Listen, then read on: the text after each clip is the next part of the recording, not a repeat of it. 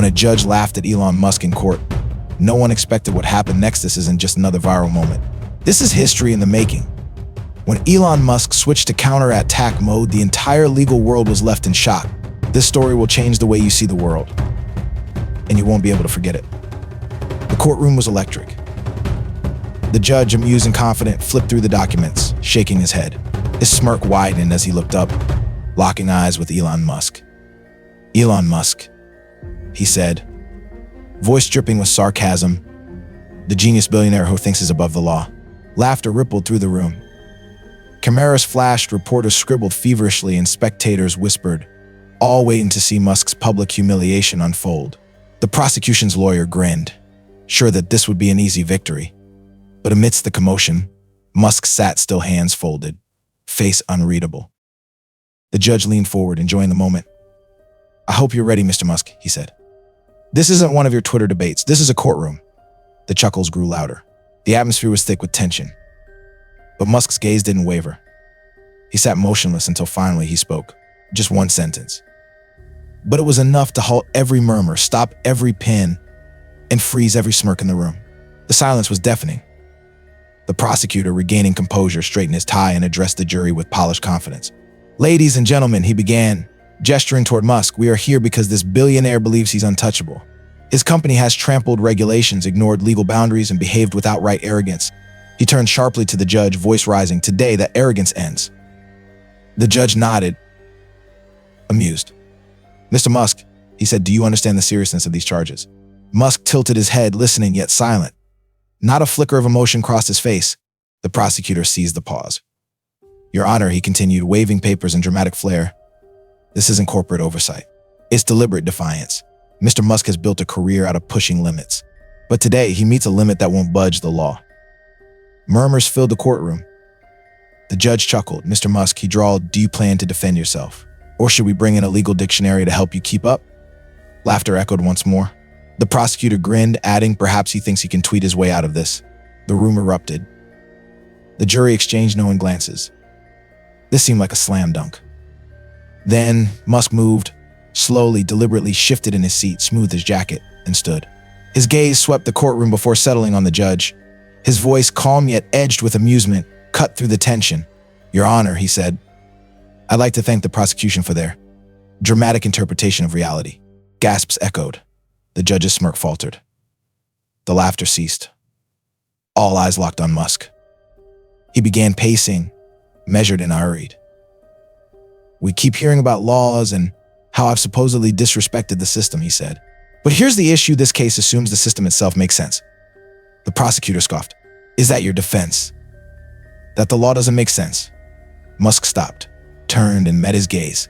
"No," he replied. "My defense is that you don't understand the law you're trying to force." Silence. Thick. Unyielding. The judge leaned forward, intrigue flickering across his face. Musk reached for a document, flipping through it with casual ease.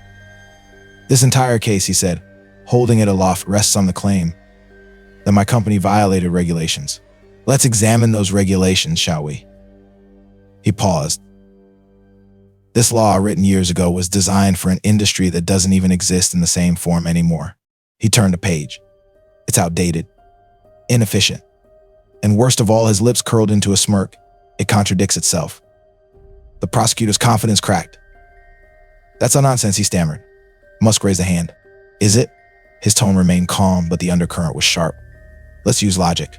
If I follow every clause here, my company would violate another federal mandate." He flipped another page with a flourish. "So tell me, Your Honor, should I follow this law or the one that directly opposes it?" The judge's amusement vanished. Glasses slid onto his face. He scanned the pages, Musk referenced, lips thinning. The jury leaned in. Reporters froze mid-sentence. The balance had shifted. "You see," Musk continued, "laws like physics shouldn't contradict themselves. Yet here we are. This case is built on contradictions." He glanced at the jury. "You assumed I wouldn't understand legal jargon. I don't need it. I need logic." The judge exhaled slowly, fingers tapping his bench. Musk stepped forward, placing a highlighted page before him. "Section 42.3, he said. "The same law they're using against me states that if technology falls outside existing regulations, new standards must be created before legal action is taken." Murmurs exploded into gasps. The prosecutor frantically searched his documents but found nothing to counter. Musk pressed on.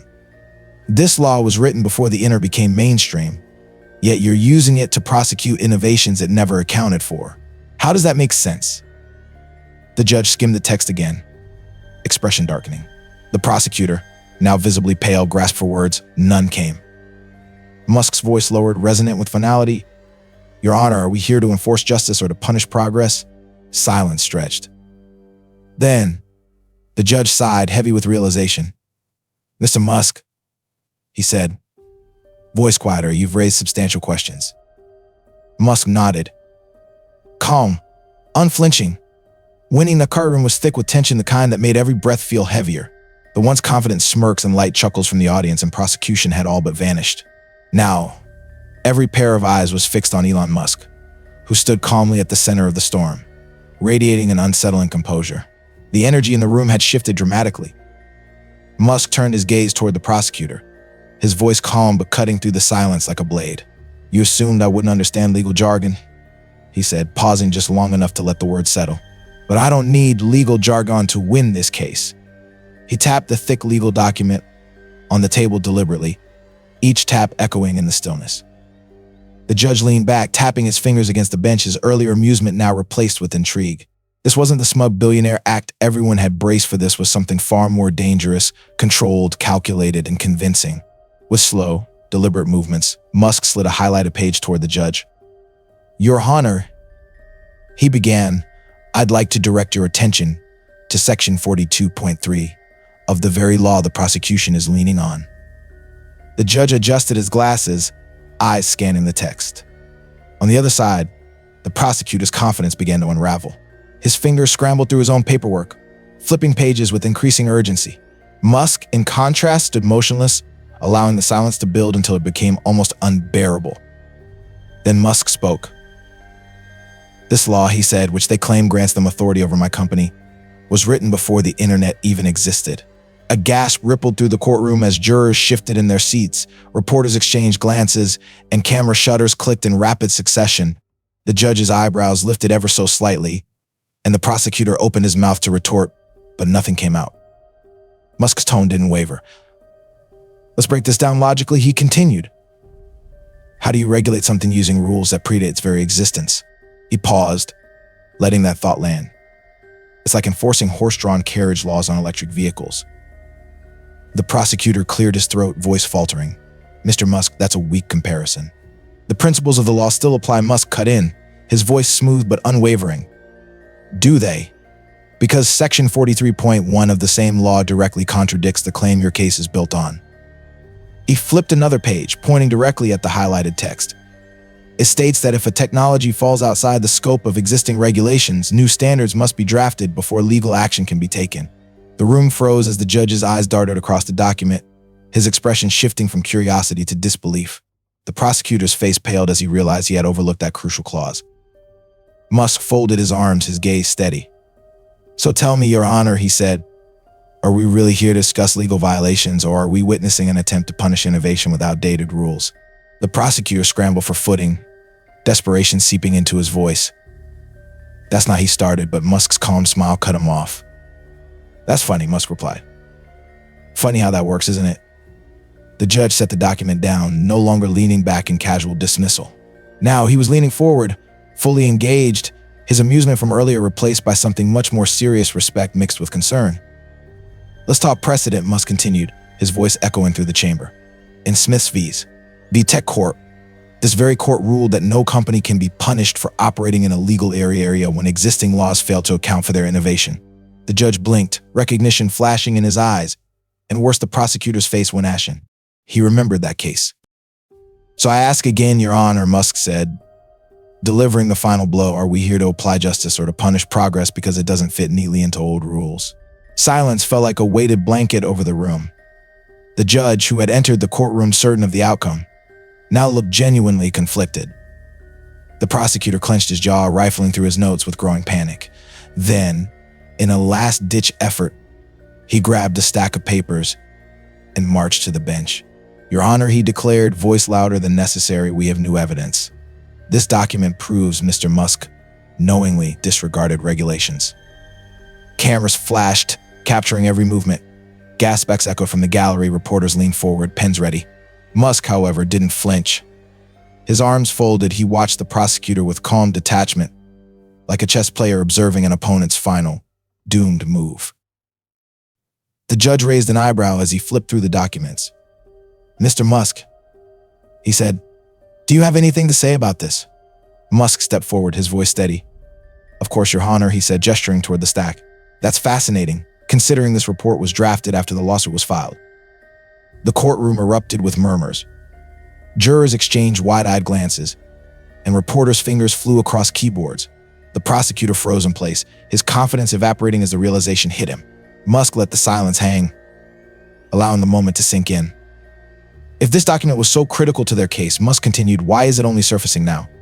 This isn't evidence, it's a last-minute patch to an argument that's already sinking. The judge glanced at the prosecutor, waiting for an explanation. None came. Musk leaned in slightly, his voice dropping to a calm, authoritative tone. "Desperation isn't a legal strategy, counselor," he said. "It's just desperation." The prosecutor's face turned beet red, his breathing shallow, but there was nothing left, no counter, no lifeline. If you find these stories inspiring and they motivate you to take action, please comment 9. If not, comment 0. Your feedback means a lot to us. Thank you for your valuable time. For the first time, Elon Musk wasn't just defending himself, he was winning. The courtroom, which had been buzzing with anticipation, fell into an eerie silence. The judge, who earlier had chuckled at Musk's arguments, now sat deep in thought, his fingers tapping a slow, contemplative rhythm against the bench. Every eye in the room was fixed on him, waiting for the decision that would determine whether this day would go down as another corporate takedown or something far more extraordinary. The prosecutor shifted uncomfortably, the confident smirk from earlier long gone, replaced by an unmistakable look of defeat. Musk, in stark contrast, stood calmly at his table, hands resting lightly on the surface. It was as if he had predicted this outcome all along. The tension in the air was thick enough to cut with a knife, and then finally the judge exhaled, rubbing his temple as he prepared to speak. "Mr. Musk," the judge began, his voice carrying a mix of disbelief and newfound respect, "I must admit, I underestimated you." A ripple of gasp echoed through the room. Reporters' pens paused mid-sentence, jurors exchanged glances, and the gallery leaned forward to catch every word. This court entered today with the belief that your actions were reckless, even illegal, but after reviewing the arguments presented, it's clear that is not the case. The prosecutor stiffened, jaw clenched, but remained silent. The judge continued, "You have not only dismantled the accusations against you, Musk, but you've also exposed significant flaws in how this case was built. The evidence provided by the prosecution has been, at best, inconsistent and at worst, misleading." His gaze shifted toward the opposing counsel, who now looked visibly defeated, papers clutched in trembling hands. Musk remained still, letting the weight of the moment settle over the room. The judge scanned the faces before him one last time, as if to underscore the gravity of what he was about to say. Therefore, he declared, voice firm, "This court finds no grounds to proceed with this case further. Mr. Musk, you are free to go." The room erupted.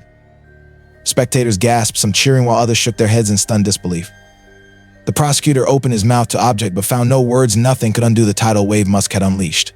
Musk, ever composed, allowed himself the faintest of smirks. He had known how this would end. As the courtroom emptied, the echoes of what had transpired lingered like an aftershock. Outside, a swarm of reporters descended, microphones raised, cameras flashing in a cacophony of chaos. "Mr. Musk, how does it feel to win?" One journalist shouted above the fray. Without breaking stride, Musk slipped on his sunglasses, that signature smirk tugging at the corner of his lips. "Feels like logic did its job," he replied coolly. His words raced through the media like wildfire, plastered across headlines within minutes. Musk Altwit's legal system exposes flaws in courtroom battle.